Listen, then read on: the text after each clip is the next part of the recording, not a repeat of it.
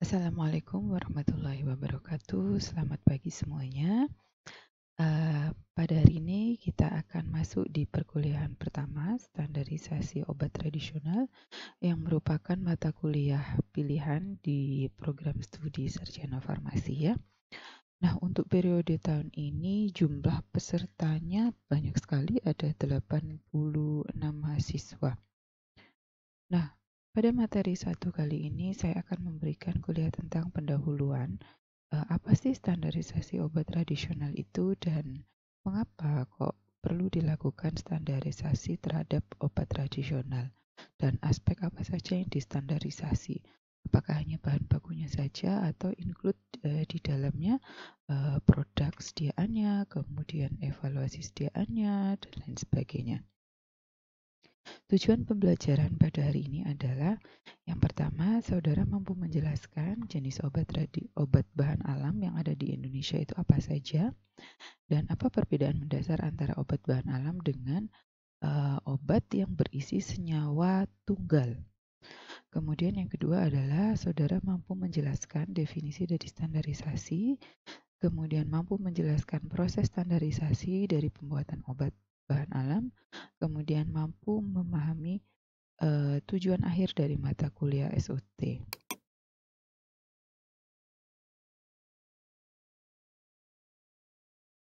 Oke, yang pertama kita masuk pada apa sih definisi dari standarisasi itu. Jadi, standarisasi itu merupakan suatu alat atau sistem untuk proses penjaminan mutu. Sebenarnya, em,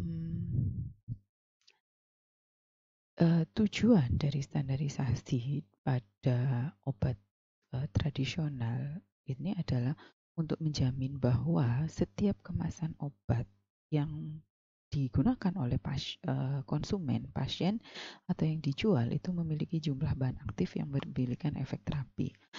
Dan standarisasi di sini harus melibatkan informasi yang lengkap, termasuk bagian tanaman yang dipakai, kemudian kapan dipanen, kemudian bagaimana organoleptisnya, bagaimana proses produksi, termasuk yang paling penting adalah kandungan kimia dari bahan obat tersebut, dari tanaman obat tersebut. Nah, pada prosesnya melibatkan berbagai macam evaluasi fisiko-kimia dari bahan baku, meliputi pemilihan dan perlakuan terhadap bahan baku, kemudian juga melibatkan bagaimana aspek keamanan dan efikasi atau khasiat dari obat tersebut. Kemudian juga stabilitas dari bahan baku, dokumentasi keamanan, risiko berdasarkan pengalaman, serta di dalam standarisasi itu juga menyediakan informasi produk kepada konsumen. Jadi kalau kita runut, standarisasi itu adalah proses penjaminan mutu dari awal pemilihan bahan baku hingga produk atau sediaan tersebut jadi dan sampai ke konsumen. Penjaminan mutu di sini meliputi apa? Meliputi safety dan efficacy. Jadi ketika konsumen atau pasien itu mengkonsumsi obat tersebut, kita bisa menjamin bahwa obat itu aman dan memiliki khasiat farmakologi yang sesuai, begitu ya. Nah, apa saja literatur yang bisa saudara gunakan? Jadi ketika kita belajar tentang standarisasi, berarti kita akan banyak sekali membaca atau belajar tentang regulasi pemerintahan, ya. Mulai dari cara pembuatan obat tradisional, kemudian pedoman tentang uji klinis, kemudian pengelompokan dan penandaan obat bahan alam, kemudian tentang persyaratan mutu obat tradisional, kemudian tentang jenis industri dan usaha obat tradisional ya, parameter standarisasi ekstrak, kemudian uh, di WHO di sini adalah tentang monografi ya, data monografi dari tanaman obat.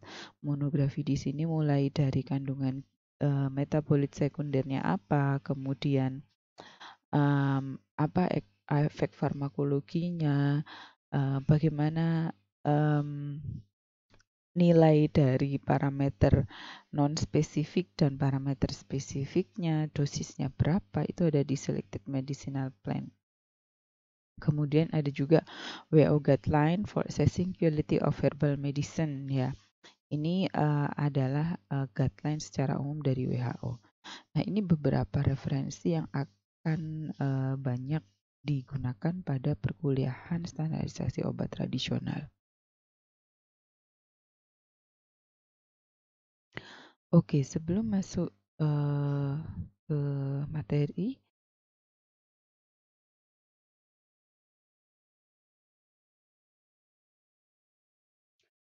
oke, berikutnya kita masuk pada jenis obat bahan alam yang ada di Indonesia itu apa saja.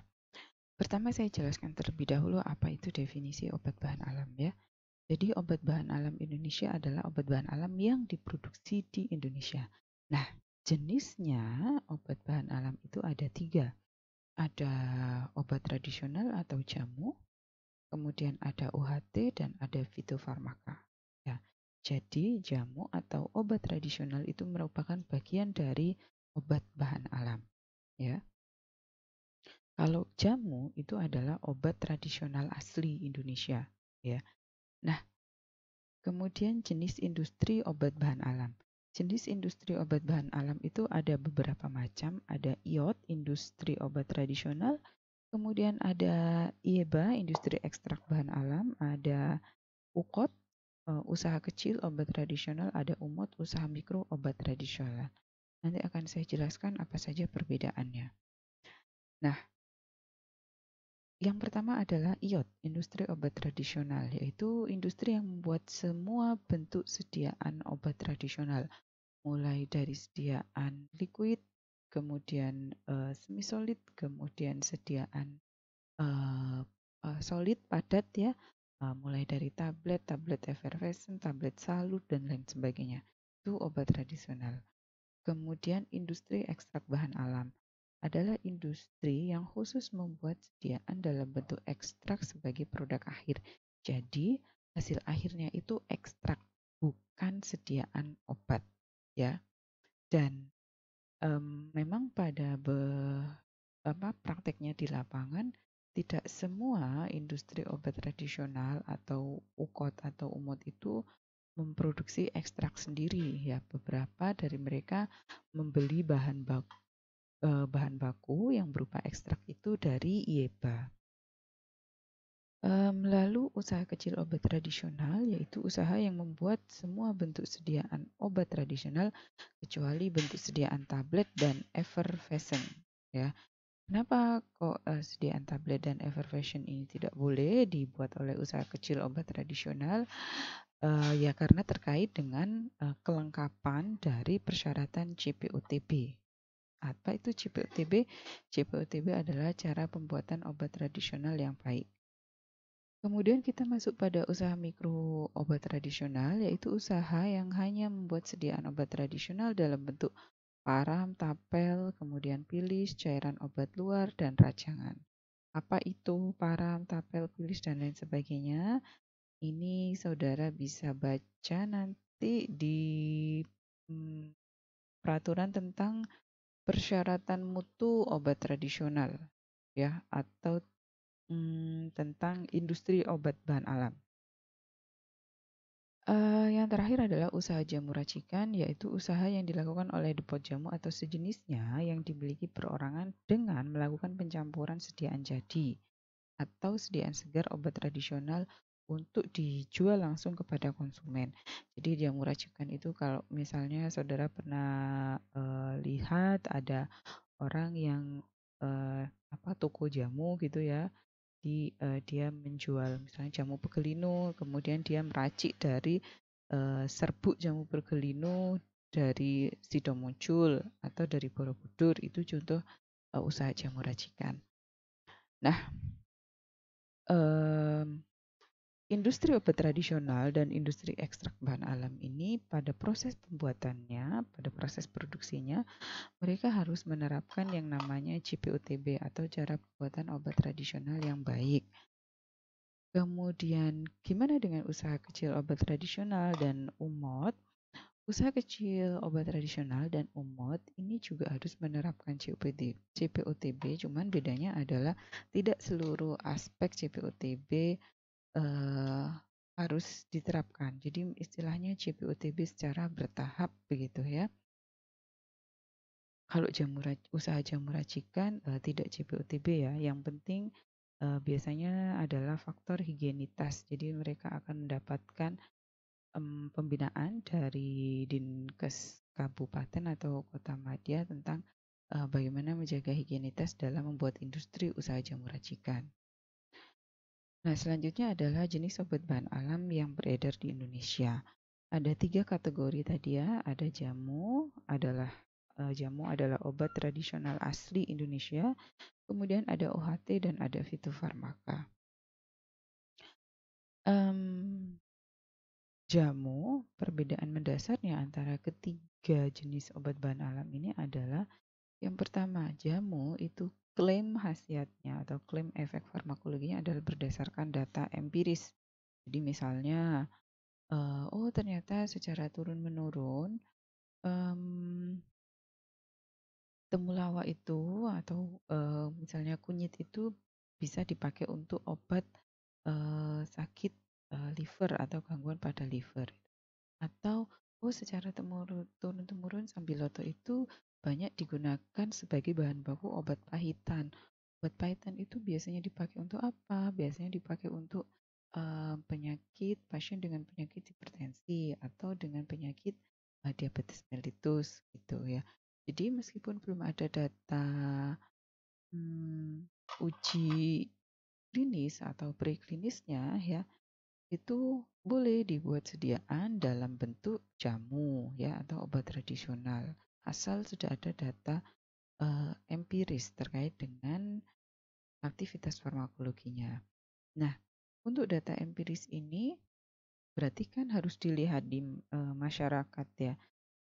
Berapa lama sih suatu obat itu atau suatu tanaman obat itu bisa diklaim bahwa dia itu memiliki aktivitas atau memiliki khasiat secara empiris ya, paling tidak sejak tanaman obat tersebut harus digunakan sebagai obat tertentu di masyarakat selama 3 keturunan ya.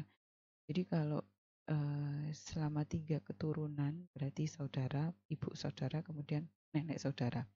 Jadi kalau selama 3 keturunan tanaman tersebut sudah digunakan sebagai obat secara terus-menerus gitu ya, maka bisa disebut oke, tanaman ini memiliki khasiat tertentu berdasarkan data empiris begitu ya. Jadi tidak serta-merta misalnya lagi booming apa ya, yang lagi ngetren akhir-akhir ini daun insulin gitu ya. Titonia digunakan akhir-akhir ini ngetren sebagai obat diabetes gitu ya. Kemudian serta-merta kita bisa klaim dia memiliki khasiat sebagai anti diabetes secara empiris itu belum tentu, harus ditelusur juga. Sudah apakah itu klaim tersebut muncul hanya beberapa tahun terakhir atau memang ternyata di suatu masyarakat tertentu atau di suku tertentu sudah digunakan secara turun-temurun gitu ya. Kemudian itu dari klaim. Kalau OHT itu klaimnya berdasarkan uji preklinis atau uji pada hewan coba ya. Jadi bisa saja suatu tanaman obat itu didaftarkan di BPOM sebagai jamu atau sebagai OHT. Tergantung dari pabriknya, dia ketika mendaftarkan itu melampirkan data klaim khasiatnya itu apa aja. Apakah hanya data empiris, kemudian ataukah sudah lengkap data uji preklinisnya? Kalau data uji preklinisnya sudah lengkap, berarti dia sudah bisa masuk OHT. Uji preklinis itu apa aja? Uji preklinis itu ada uji efek farmakologi dan mekanismenya, kemudian ada uji toksisitas juga. Jadi tidak hanya efektivitas farmakologinya, misalnya sambil atau untuk DM, itu tidak hanya seperti itu, tapi juga ada hasil uji toksisitas. Kenapa harus ada hasil uji toksisitas? Karena untuk menjamin safety atau keamanan dari obat tersebut. Atau bisa juga misalnya tanaman obat baru gitu ya, hasil eksplorasi suatu penelitian gitu. Sudah lengkap hasil uji preklinisnya mulai dari mekanisme efek farmakologinya dan uji toksisitasnya. Lalu kita daftarkan dia sebagai OHT di BPOM. Berikutnya adalah fitofarmaka. Nah, klaim fitofarmaka ini dibuktikan secara sampai di uji klinis. Ya, jadi setelah uji preklinis selesai, maka dilanjutkan ke uji klinis. Uji klinis itu adalah pada manusia. Berikutnya adalah persyaratan bahan baku. Ya, untuk jamu itu persyaratan bahan bakunya tidak harus distandarisasi, tapi minimal dia sudah memenuhi persyaratan mutu untuk aspek keamanan. Ya, jadi yang dimaksud dengan standarisasi itu adalah ditentukan parameter spesifik dan non spesifiknya, terutama parameter spesifiknya. Jadi dia senyawa markernya apa, kemudian konsentrasinya berapa, itu harus ditentukan. Itu yang dimaksud dengan standarisasi bahan baku. Nah, kalau jamu, produsen itu tidak harus menentukan, oh tanaman ini senyawa markernya X, kemudian konsentrasinya sekian, itu tidak harus. Tapi dia harus punya data safety atau keamanan. Biasanya yang diukur adalah kalau menggunakan ekstrak, residu pelarutnya berapa, kemudian ada cemaran mikroba atau tidak, terus ada cemaran logam berat atau tidak, ada aflatoksinnya atau tidak, seperti itu. Dan itu harus memenuhi persyaratan kriteria yang berlaku. Jadi bisa lihat di parameter standarisasi ekstrak. Di situ ada nilainya. Kalau untuk cemaran mikroba, E. coli itu berapa, diizinkan atau tidak gitu. Atau harus 0 nilainya, seperti itu ya. Nah, kalau OHT dan jamu, ini bahan bakunya sudah harus distandarisasi. Jadi distandarisasi itu apa?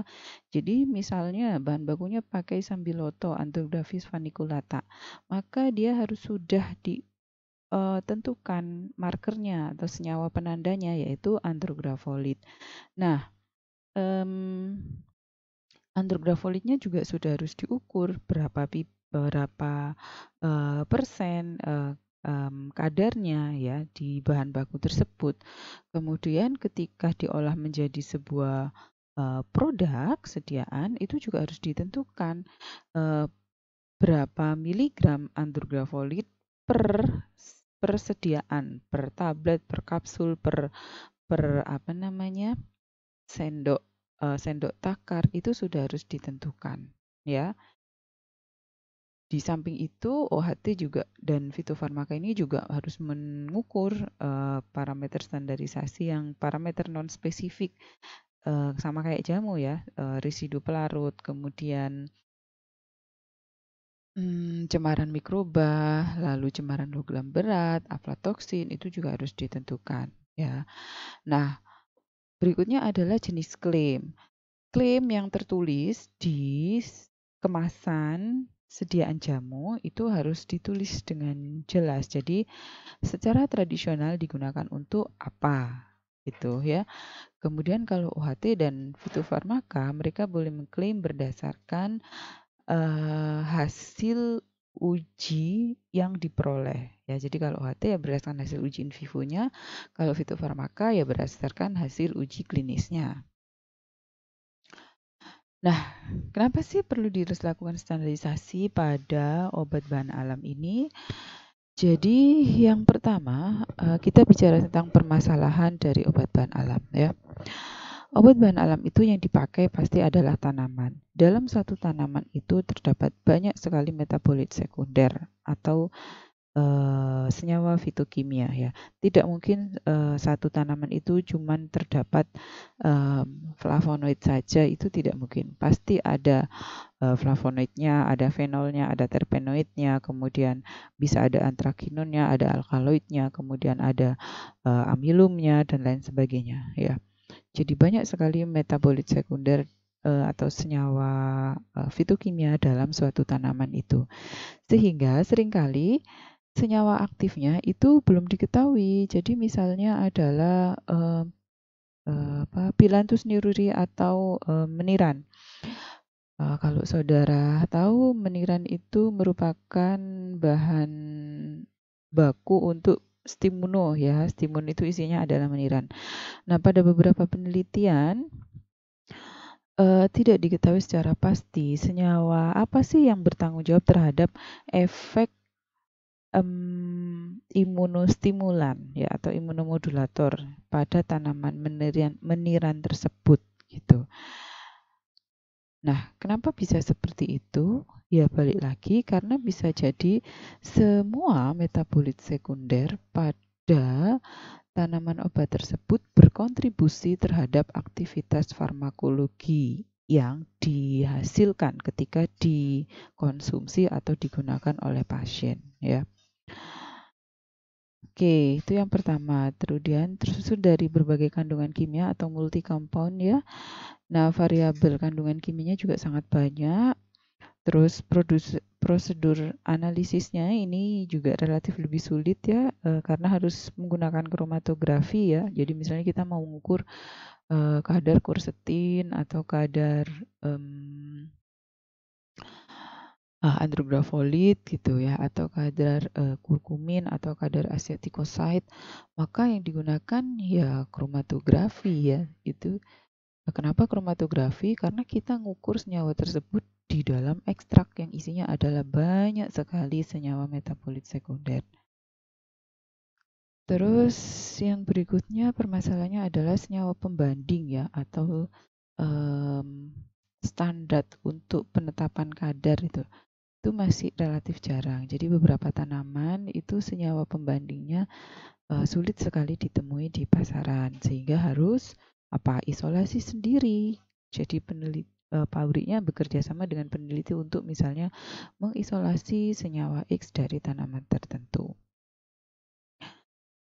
Nah, tujuannya adalah keseragaman ya. Jadi keseragaman keberadaan senyawa aktif sehingga diperoleh kesamaan dosis dan stabilitas senyawa aktif gitu.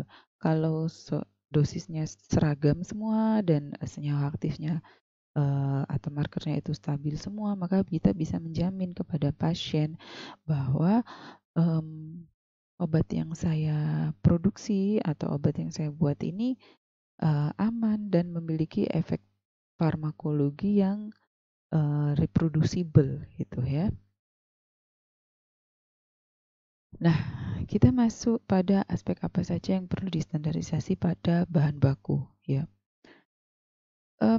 Yang pertama ada botanikal dari mulai aspek makroskopis, mikroskopis, kemudian fisikokimianya, jadi moisture content, nilai abu ya, kemudian residu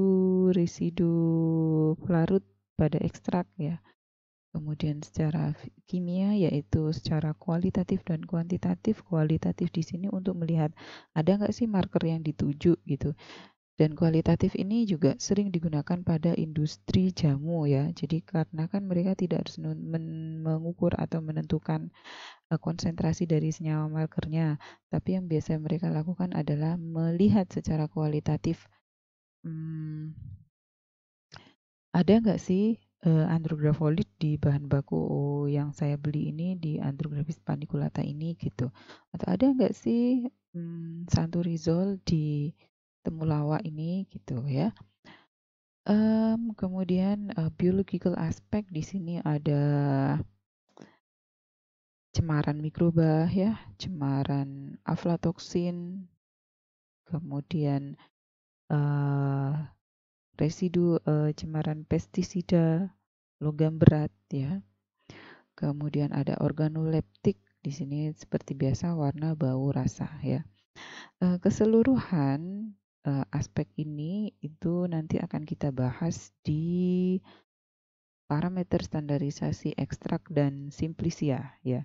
Jadi apa saja parameter standarisasi ekstrak itu meliputi apa saja poin-poinnya dan berapa spesifikasi nilai yang harus diperoleh gitu.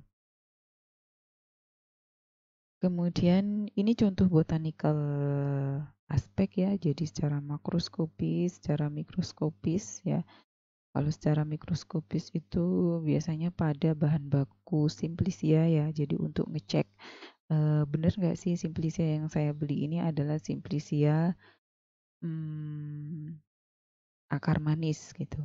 Atau benar nggak sih yang saya beli ini Simplicia jahe. Jangan sampai misalnya Ieba gitu ya. Kalau Ieba itu kan berarti bahan bakunya adalah Simplicia ya. Jangan sampai ketika membeli Simplicia itu ternyata oleh suppliernya dipalsukan atau dicampur dengan bahan Simplicia yang lain. Misalnya adalah em, temulawak ya dipalsukan atau dicampur. Misalnya temulawak dicampur dengan kunyit gitu ya. Kenapa dicampur ya? Karena biasanya bahan baku yang asli itu relatif harganya mahal. Kemudian supplier pengen mendapatkan keuntungan yang banyak, jadi dicampur dengan bahan lain yang harganya lebih murah tadi ya. Nah, em, untuk bahan baku ya, bahan baku dari tanaman obat ini sangat dipengaruhi oleh bagaimana atau di mana tanaman tersebut ditanam ya. Jadi mulai dari pembibitan, kemudian bagaimana petani ya merawat atau di mana dia menanam tanaman tersebut, kemudian kapan dipanen, kemudian bagaimana perlakuan pasca panennya itu sangat mempengaruhi kualitas dari bahan baku yang akan digunakan untuk obat ya. Jadi ketika kita membuat obat bahan alam, bahan bakunya itu sebisa mungkin diambil dari daerah atau dari supplier yang sama ya. Jadi jangan sampai batch pertama itu bahan baku, misalnya kita mau bikin sirup temulawak gitu ya. Terus batch pertama temulawaknya diambil dari Jogja. Batch kedua temulawaknya diambil dari Tulungagung. Batch ketiga temulawaknya diambil dari Madura. Jangan sampai seperti itu karena itu akan sangat berpengaruh pada kualitas dari produk yang kita produksi ya. Di mana pengaruhnya? Pengaruhnya adalah pada kandungan metabolit sekunder. Jadi tanaman itu meskipun dia ditanam di daerah yang sama, satu tanaman sejenis ditanam di daerah yang ditanam di daerah yang berbeda, maka kualitas kandungan metabolit sekundernya juga akan berbeda ya. Jadi untuk menjamin reproducibility dari sediaan yang diproduksi oleh pabrik harus dipastikan bahwa sumber bahan bakunya itu sama setiap batch-nya. Ini physical and chemical standarisasi ya, ada moisture content, S value, berat jenis, residu pelarut, dan lain sebagainya. Kemudian untuk aspek kimia adalah penetapan kadar total kandungan kimia. Jadi berapa kadar total fenol, total flavonoid, total alkaloid ya, atau penetapan kadar total kandungan kimia tertentu. Ya, kalau ini golongannya, jadi golongan flavonoid, golongan fenol. Tapi kalau ini kandungan kimia tertentu. Misalnya kalau di pegagan atau Centella asiatica ya berapa kadar asiotikositnya. Kalau di Andrographis paniculata ya berapa kadar andrografolitnya. Kalau di kunyit ya berapa kadar kurkuminnya.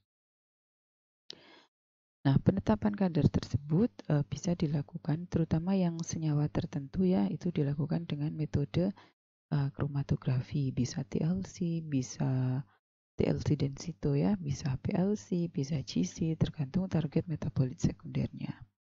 Ini beberapa contoh profil HPTLC dari berberin ya, pada jadi ini sampelnya itu diambil dari beberapa lokasi ya. Ini adalah yang disampling ini adalah obat kapsul yang isinya adalah tanaman yang mengandung bahan aktif atau senyawa penanda berberin. Ya, ini standar marker berberinnya. Kemudian ini berbagai produk atau kapsul yang disampling di pasaran. Kita bisa lihat di sini semuanya mengandung berberin, tapi senyawa metabolit sekunder yang lainnya beda-beda, ya, terutama di spot yang ini. Nah, apakah dengan demikian aktivitas farmakologinya akan berbeda? Tentu saja, ya, karena ketika masuk di dalam tubuh itu tidak hanya berberinnya yang diabsorpsi, semuanya metabolit sekunder ini juga diabsorpsi. Jadi juga akan berpengaruh terhadap aktivitas farmakologi dari sediaan tersebut. Kemudian biological aspek ada aflatoksin, mikroba, ya. Nah, apa saja sih bentuk dari sediaan obat bahan alam itu? Jadi ada yang berupa rajangan simplicia, ada yang berupa serbuk simplicia. Jadi ada beberapa iot itu yang memproduksi obat tradisional dalam bentuk serbuk simplicia. Kemudian ada sediaan lain, serbuk instan, granul, effervescent, dan lain sebagainya. Terus ada obat luar juga, jadi ada yang bentuk salep, krim, parem, bilis, dan koyo. Nah, kemudian untuk bahan baku itu harus memenuhi persyaratan yang tertulis di mengacu di dua, ya, di Materia Medica Indonesia dan di Farmakope Herbal Indonesia. Jadi itu untuk bahan baku, ya. Kemudian untuk produk sediaan yang sudah jadi itu mengacu di persyarat untuk standarisasinya mengacu pada persyaratan mutu obat tradisional, ya. Jadi kalau obat dalam itu bisa berupa rajangan, serbuk simplicia, kalau obat luar bisa berupa obat cair, semi padat, ataupun yang solid. Nah, ini beberapa contoh persyaratan sediaan krim yang bahan bakunya adalah tanaman obat, ya. Di slide sebelumnya itu persyaratan mutu obat tradisionalnya kan masih tahun 2014, ya. Sebenarnya ada yang keluaran terbaru yaitu tahun 2019, ya. Nanti pada saat kuliah kita pakai yang terbaru tahun 2019. Ini contoh persyaratan mutu untuk sediaan krim, ya. Jadi yang dilihat adalah organoleptis, cemaran mikroba, ya. Terus bahan tambahannya. Kemudian ini adalah persyaratan bahan tambahan. Jadi bahan tambahan apa saja yang boleh dipakai dan berapa persen penggunaannya, ya. Ada asam benzoat, ada asam sorbic acid, ada beberapa pengawet ini, ya, metil paraben, propil paraben, dan lain sebagainya. Ini juga ini persyaratan untuk bahan pemanis, ya. Terus juga ada persyaratan untuk bahan pemanis buatan, berapa banyak daily intake-nya, ya, acceptable daily intake-nya per hari. Nah, kemudian untuk produk akhir, jadi sudah berupa obat, ya, sediaan, itu evaluasinya ada evaluasi fisikokimia dan stabilitas, ya. Evaluasi fisikokimia tentu saja tergantung dari jenis bentuk sediaan yang saudara produksi, antara solid tablet, kemudian kapsul, kemudian liquid sirup, kemudian semi solid misalnya krim atau salep. Parameter evaluasinya pasti berbeda, ya. Juga harus dicek bagaimana stabilitasnya. Nah, pada standarisasi obat tradisional, kita akan mengenal yang namanya CPOTB. CPOTB itu adalah cara pembuatan obat tradisional yang baik. Tujuan dari CPOTB ini adalah melindungi masyarakat terhadap hal-hal yang merugikan dari penggunaan obat tradisional. Itu yang pertama. Kemudian yang kedua adalah meningkatkan nilai tambah. Jadi kalau obat bahan alam itu diproduksi dengan cara yang benar sesuai CPOTB, pasti nilai tambahnya akan lebih tinggi dan harganya juga akan lebih mahal ya, karena produsen itu sudah bisa memberikan jaminan kepada konsumennya kalau obat saya ini memenuhi persyaratan safety dan efficacy. Terus CPOTB ini juga berusaha untuk mengembangkan ya industri di bidang obat tradisional. Nah, komponen CPOTB ini ada beberapa, ada personalia, ada bangunan, peralatan, dokumentasi, dan manajemen penarikan obat. Jadi nanti di kuliah CPOTB ya akan saya bahas dengan detail bagaimana persyaratan personalianya, bagaimana persyaratan bangunannya, persyaratan peralatannya ya. Kalau mau bikin tablet atau mau bikin kapsul itu minimal peralatan yang harus ada itu. Kemudian dokumentasi ya. Jadi dokumentasi di sini adalah pada tahapan apa saja yang perlu didokumentasi. Terus jenis dokumentasinya itu ada apa saja. Itu akan dibahas di CPOTB.